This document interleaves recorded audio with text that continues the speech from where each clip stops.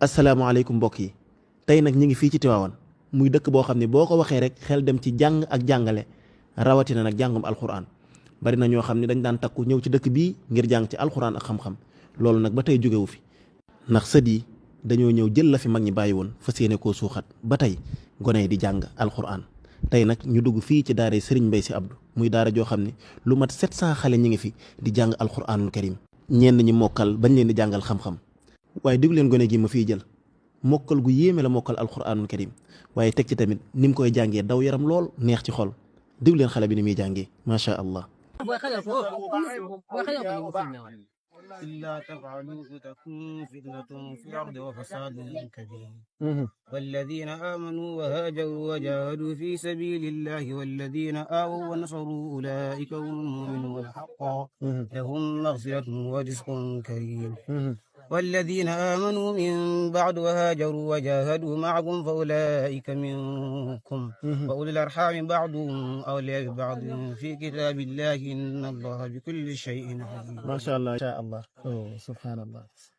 وليخشى الذين لو تركوا من خلفهم ذرية ضعافا خافوا عليهم فليتقوا الله وليقولوا قولا سديدا. أو كالذي مر على قرية وهي خاوية على عروشها قال أن يحيي هذه الله بعد موتها فأماته الله 100 عام ثم بعثه قال كم لبثت قال لبثت يوما أو بعض يوم والخيل والبغال والحمير لتركبوها والزينة ويخلق ما لا تعلمون وعلى الله قصد السبيل ومنها جائر ولو شاء لهديكم أجمعين. ويسألونك عن الروح قل الروح من أمر ربي وما أوتيتم من العلم إلا قليلا ولئن شئنا لنذهبن بالذي أوحينا إليك ثم لا تجد لك به علينا وكيلا إلا رحمة من ربك إن فضله كان عليك كبيرا. ينصفها ربي نصفا فيذرها قاعا صفصفا لا تري فيها عوجا ولا أمتا يومئذ يتبعون الداعي لا عوج له وخشعت الأصوات للرحمن فلا تسمع إلا همسا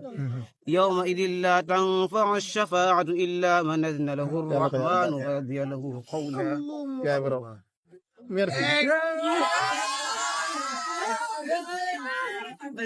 macha allah lii moo nekkoon liggéeyu mag ñi ci réew mi jàngal gone yi alxuraan waaye yar leen ci siraatul mustaqim yàlla na ñu leen yàlla fayal barkeb alxuraanul karim te taal yi nga xam ne taal nañ ko ci réew mi yàlla na ko set yi gën a suuxat ngir muy njëriñu réewum Sénégal gépp barkeb alxuraanul karim jërë ngeen jëf mbokk yi.